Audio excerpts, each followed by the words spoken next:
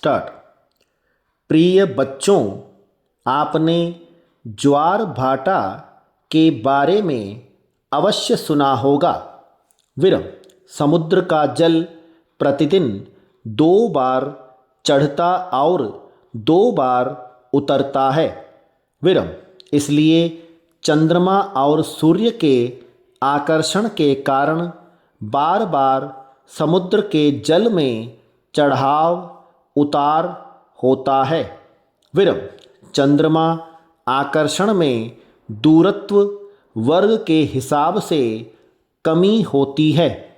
विरम पृथ्वी जल के उस भाग के अणु जो चंद्रमा से निकट होगा, उस भाग के अणुओं की अपेक्षा जो दूर होगा अधिक आकर्षित होंगे।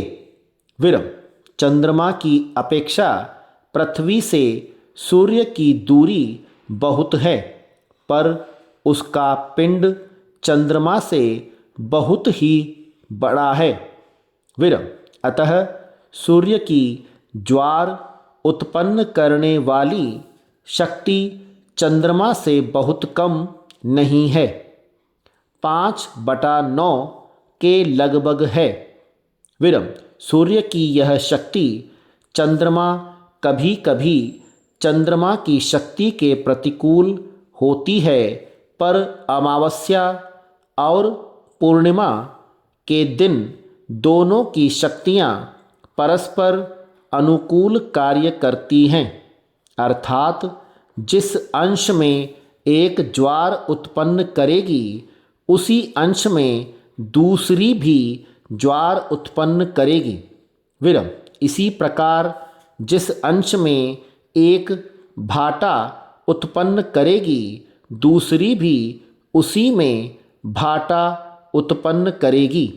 विरम यही कारण है कि अमावस्या और पूर्णिमा को और दिनों की अपेक्षा ज्वार अधिक ऊंची उठती है। विरम सप्तमी और अष्टमी के दिन चंद्रमा और सूर्य की आकर्षण शक्तियाँ प्रतिकूल रूप से कार्य करती हैं, अतः इन दोनों तिथियों को ज्वार सबसे कम उठती है। पैरा ज्वालामुखी प्रायः वेग से बाहर निकलने वाले पदार्थ भूगर्भ में स्थित प्रचंड अग्नि के द्वारा जलते या पिघलते हैं और संचित भाप के वेग से ऊपर निकलते हैं। विरम ज्वालामुखी पर्वतों से राख, ठोस और पिघली हुई चट्टानें, कीचड़, पानी, धुआं आदि पदार्थ निकलते हैं। विरम पर्वत के मुंह के चारों ओर इन वस्तुओं के जमने के कारण ऊंचा किनारा सा बन जाता है। विरम कहीं कहीं पर प्रधान मुख के अतिरिक्त बहुत से छोटे छोटे मुख भी इधर उधर दूर दूर तक फैले हुए होते हैं। विरम ज्वालामुखी पर्वत प्रायः समुद्रों के निकट होते हैं। विरम प्रशांत महासागर में जापान से लेकर पूर्वीय द्वीप समूह तक अनेक छोटे बड़े ज्वालामुखी पर्वत हैं।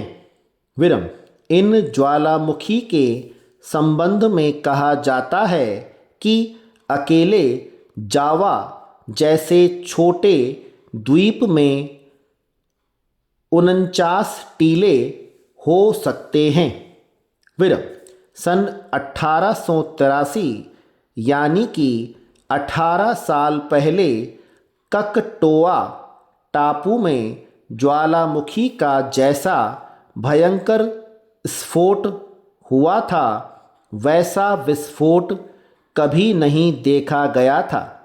विरम टापू के आसपास प्रायः 40,000 आदमी समुद्र की घोर हलचल से डूबकर मर गए थे। स्टॉप।